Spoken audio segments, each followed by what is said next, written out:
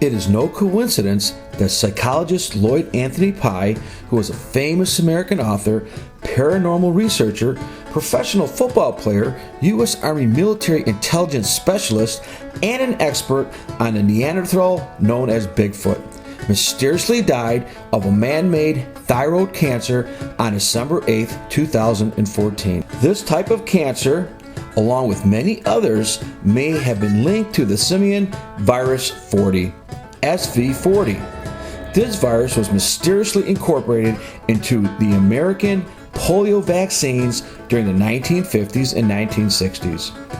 Over 100 million people were vaccinated with this supposed virus that has the potential to mutate into cancer after the human body is irradiated from atmospheric aerosol radioactive conditioning, getting irradiated by a common chest x-ray, or just simply being exposed to, let's say, the Fukushima radiation fallout, which occurred on March the 19th to March the 25th on 2011. This is the same time our country's leader, his family, 1,500 governmental workers, and thousands of others big shot CEOs left our country and fled to non-radiation fallout zones such as Brazil, Chile, El Salvador, and others. To further exasperate this, people born between 1962 and 1963 have even a higher chance of contracting many other illnesses. While in the womb, these fetuses were exposed to over 250 above-ground atmospheric atomic bomb tests. Thank God President Kennedy stopped this in 1963, just a couple months before he was silenced. Compensation for these above American land nuclear testing is still being paid out to qualified victims' families. This SV40 polio vaccine virus killer was classified by the United States government in 1959 because it was being turned into a Cold War death cancer weapon. It was intended to be used on Fidel Castro during the missile crisis in the Cold War. Most of the agents that were involved in this covert mission, like David FERRIE, Lee Harvey Oswald, Dr. Mary Sherman, and several others, were all silenced by the Secret Service. The only survivor, Judyth V. Baker, contacted the CBS program 60 Minutes. 60 Minutes spent millions of dollars creating an episode called Dr. Mary's Monkey. Unfortunately, the program was shut down by the government because it would cause mass hysteria in America, so Dr. Mary's Monkey never aired. The silencing is generally done by hanging, drug overdoses, hunting, accidents, carbon monoxide poisoning, accidental gunfire, suicide, plane boat, car accidents, motorcycle accidents, drownings, disappearances, induced cancer, and others. Lloyd Pye, the Bigfoot expert, was in the process of announcing his belief that the Darwin's theory of evolution of man was fabricated by world governments. World governments do not want you to know that Bigfoot is the original Earth being and still lives on 30% of this Earth's lands untouched by mankind. World governments are secretly poisoning thousands of Neanderthals under the umbrella or guise of geoengineering and global dimming. After the sky becomes a white haze from a few hours of chemtrailing, these nanoparticles act like mirrors and reflect the rays of the sun to offset and slow down global warming. This is a known large-scale intervention under the classified name Project Cloverleaf. This project is so compartmentalized that even the pilots don't even know of all the details.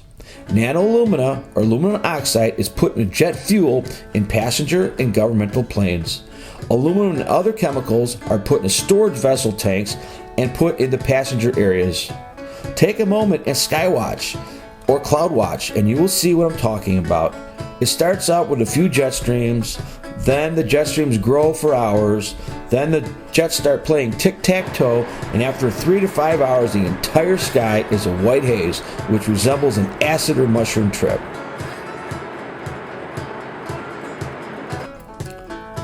If you get lucky, you could see an atmospheric refueling tanker like in these photos.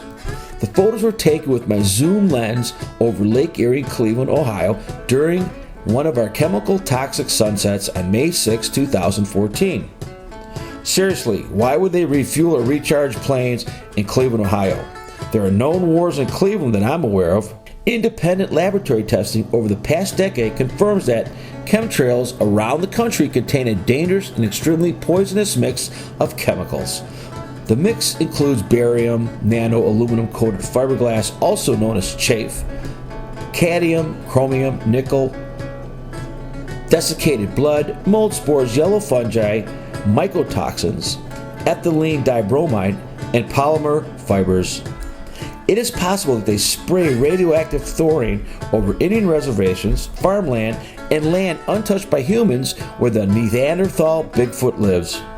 Simply put, the world governments are spraying chemicals into the atmosphere, causing sterility, autism, Alzheimer's disease, Morgellons disease, cancer, and sometimes death.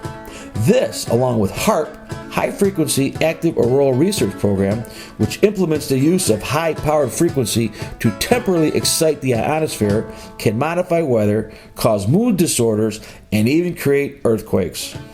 The Gates Foundation is gearing up to spray sulfurs in the upper atmosphere. This jet poisoning spraying, known as chemtrails, or what the government calls atmospheric conditioning, is done at about 35,000 feet and has been going on for the last 50 years. During the Vietnam War, Operation Ranch Hand sprayed 11 million gallons of Agent Orange and 10 million gallons of other herbicides. They also seeded the clouds with millions of gallons of silver oxide, dry ice, and liquid propane. This Vietnam aerial arsenal killed 500,000 and caused another 500,000 in birth defects. Now, 50 years later, they probably have gotten pretty good at this.